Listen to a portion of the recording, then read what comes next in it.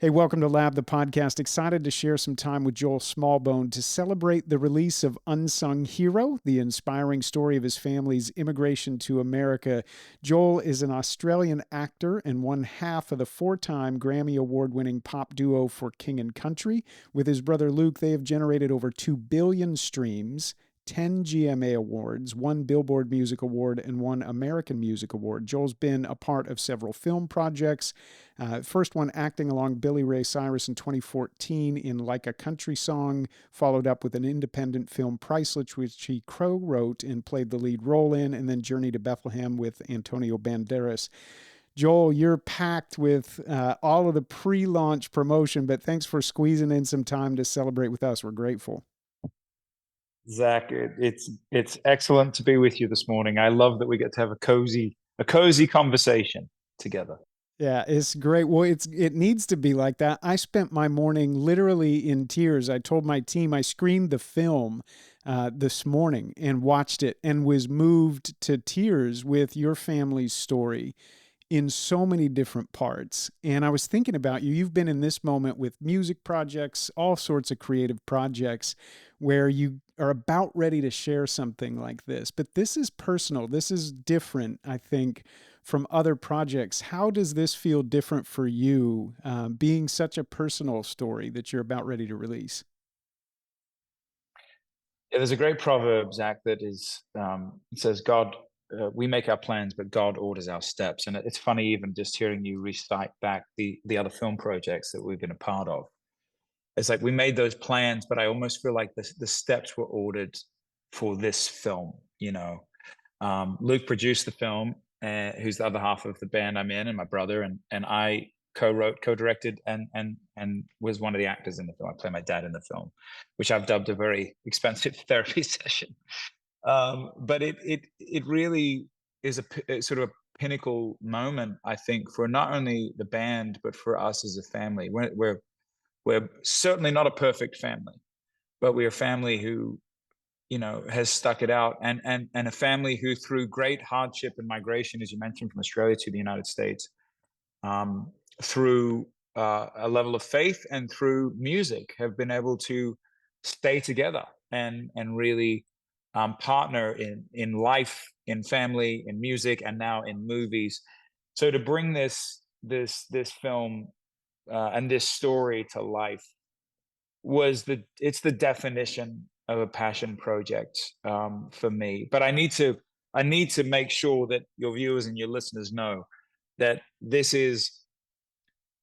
we've already got the Hallmark channel, and I love what they do. We did not try to make a Hallmark film.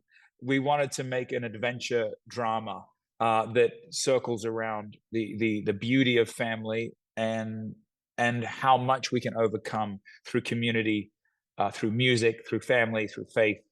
And so, man, we can't wait to get out into the world. We really can't. Yeah. I'm glad you said it like that. And that's what I felt like the tears started to come because it's your story, it's your family's story, but the theme that you're pulling on and what you're inviting us to participate in watching are so many of those moments. I can't believe you being playing your dad, just what that have been like. I'm thinking about, I won't give it away, but there's a particular scene with your mom talking about adventure where she's on a playground, and we'll leave it because this is going to hit people. I was standing there and I was imagining you today facing all the cross pressures and the things that you're circling around your own moments, right? In all of the adventure that God's taken you on. And I'm looking at your mom in that moment and I was floored. And then it hit me. There are so many moms who are in that moment. And I think what you've done is given us a glimpse to join people in their own moment. And it's extraordinary. So, what, as an artist, how did it stretch you to have to do that? Because you act, you produce, you helped write, like you were playing so many different parts. What did it require for you to set that up? Because that particular moment, and there's moments like that throughout the film, but that one, I was like, that was so intentionally curated to bring us in and allow us to see your story, but also stand there and go, no, I've seen through that. I'm not just looking at something, but seeing through it.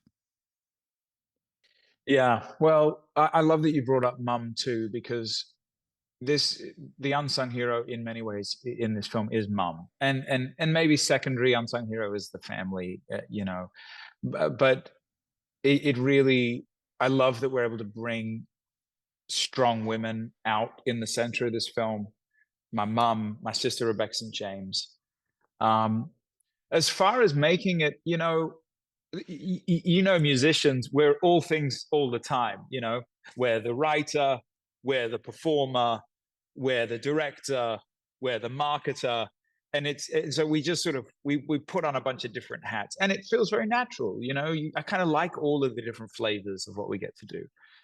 So when it came to filmmaking is very sort of ordered and rigid, and every single person has a role. And I liked sort of blowing it up a bit and going, like, let me write it as well, and let me get behind the camera and direct it a bit, and then let me hop. What I loved and was unexpected, I got to hop in front of the camera, and instead of telling the actors what to do, I got to get into the sandbox with them, if you will, and sort of create this, because there's 6, 7 kids in the film, and there's this whole ensemble, and I got to get in to the dirt with them as a creative and sort of pull these moments out with them. And so it was just it actually was eerily natural, I think, because of the backdrop of these other films and the backdrop of music, that stepping into this sort of multi-role facet, if you will, in the movie was very kind of almost second nature. I really enjoyed it. I wouldn't have had it any other way.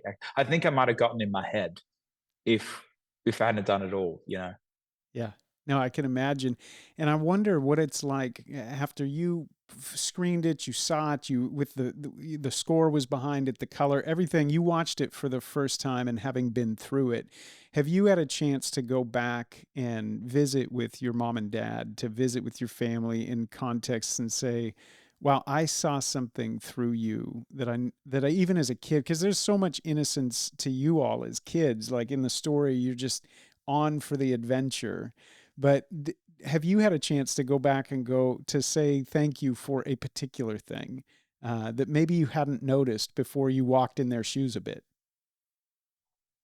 I will confess, I think I've been pretty lazy in the past with my parents' story. you know yes, you don't think about, it's the 90s, it's migration, it's Australia, it's America, there's the political side of things, the religious side of what was all going on. You just kind of apply your own worldview or your own time frame to their story, and then I only experienced it as a child, so I was always coming at this story from a childlike perspective, which I think helped as a writer. But the ability to be able to drop into dad's story, and roughly his age now as to when they moved, and look back as an adult, was very therapeutic and gave me a level of empathy for him and for them that I've never had. I mean, I'll admit it's trippy because, like, I'm me, but I'm playing dad, but I'm looking at my mom, but looking at my kids, but that's me as a boy. And, I'm looking at my mom, but it's actually my wife, and I'm kissing my mom, but she's my wife. It's like, it's just all very, Marvel is not the only film that does a multiverse here. This was a real trippy multiverse moment for me, in many ways, but a kind of really amazing one as well. I almost, if everyone could play a parent in a movie, I would encourage them to, because I think it would just deepen their respect for them. Yeah. Yeah. No, as a dad, I'm nearing knocking on the door of 50. I've got 4 kids, and I'm watching your dad, and just knowing those quiet pressures where nobody else sees like what you're feeling, and you're trying to be faithful to something that God's called you to, or a gift that he's given you, but not do harm to anybody, but yet not give up, but try to teach. I mean, it's extraordinary. And you brought that out, even the way that you allow us to access your dad's character, in facial expressions, in moments. I think about moments where you could see all of the complexity of what your dad was navigating in his mind, and you could catch it in his body in ways. So you did a masterful job of portraying that. I'm wondering, I want to be careful with your time. I know you got a stack of these to do today, but I'm thinking about other people's dinner tables. There were so many of these family moments in the movie where your family kind of rallied around and had these opportunities to reevaluate, recalibrate, and, are we going to lean into this adventure or pull back?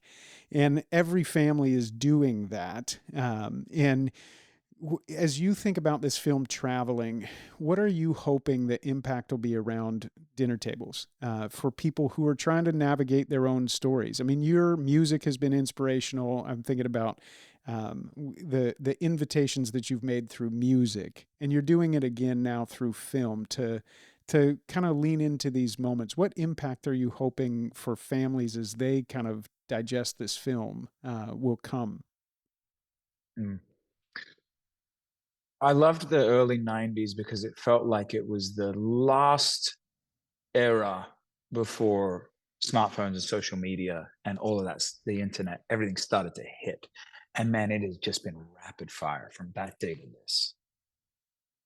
And I don't envy, I'm yet to be a father myself. Um, but I see it I have 15 nieces and nephews and one on the way and four godchildren. And I see my siblings grappling with, the power of these and how to navigate life and how to still have the dinner table moments, how to still get bored, how to still focus on community. Because it feels like we got two worlds fighting at us all of a sudden. We've got the real world, the physical world, the emotional, spiritual world, and then we got this digital world. And we were almost making daily choices as to which one we're going to lean into. And what I liked about the 90s moment that this drops into is like it's a very complex moment for this family, but it was actually a simpler moment. And and I hope that it celebrates community. I hope it celebrates the local church. I hope it celebrates family. But I hope it's entertaining, and I hope people are nostalgic by the '90s music, and I hope they're moved like you were moved. But I also hope there's a question that sort of arises that will be different for everyone. It'll be different for a mom. It'll be different for a dad. It'll be different for a teenager or a young adult. And that is, you know, what what is helpful and what is hurtful about um, the where I'm putting my focus in life. Because one thing I think we're seeing through stats and statistics is if you put too much focus on the digital life, it actually results in comparisons, isolation, and loneliness. And I sense if you put focus on the other areas of life, although they can be very complex and very hard, and family is very difficult, but there's a richness to digging in. And my family is not a perfect family. This was not a film to try and highlight how great we are. This was a film going, we're still working through it today actively as adults. Like, we're struggling, we're trying to leave grace for each other. We don't agree with each other on things. We don't agree with each other in life choices. We don't agree with each other on some spiritual, layers or political layers or whatever. But we're a family. And I think on a micro level, that's important. And when you zoom it out, I think we have to have that bigger mindset too of like, this is the human experience. We're a family. And there's differences, but what if we can get back to some of those simpler times where we put our phone away a bit more and we just sit around a dinner table, or and it's not necessarily biological family, it's just the idea of family is such a powerful thing. And so there's a lot packed in that answer, Zach, so forgive me, but I'm hopeful that people kind of look inward and go, yeah, how can I be the best version of myself, freest version of myself? Yeah. No, I love it. And that idea of us together, that there is something that takes place when, in an embodied way, we're on an adventure together and we're not looking and mediating that through anything else. It's just us together and what will come. So, Joel, thank you. Thanks for giving up time and being able to do this. I love it. And it's such a gift to get to have a little of the backstory right ahead of this release. We're cheering you on. The movie is beautifully done. Unsung Hero. There's a soundtrack that accompanies it. So we'll put all the things out there so that you can connect. But thank you for giving us us access to your family, but really setting up that beautiful portrayal of what it is to live life together and to lean into adventure. So, cheers. The movie's beautiful, extraordinary work. Thank you for being a great artist, for creating some great art and allowing it to do what great art does. We're grateful. Thank you, Zach. Thank you for the time and sending my love to your family as well. Hope hope they're moved by it when the time comes too. Yeah, we can't wait to celebrate it as a family and ask those questions for us. So, we'll be praying for you as you go on your way and lean into this next chapter of the adventure. And can't wait to see how many people it reaches. It's going to be awesome. Bless you, buddy.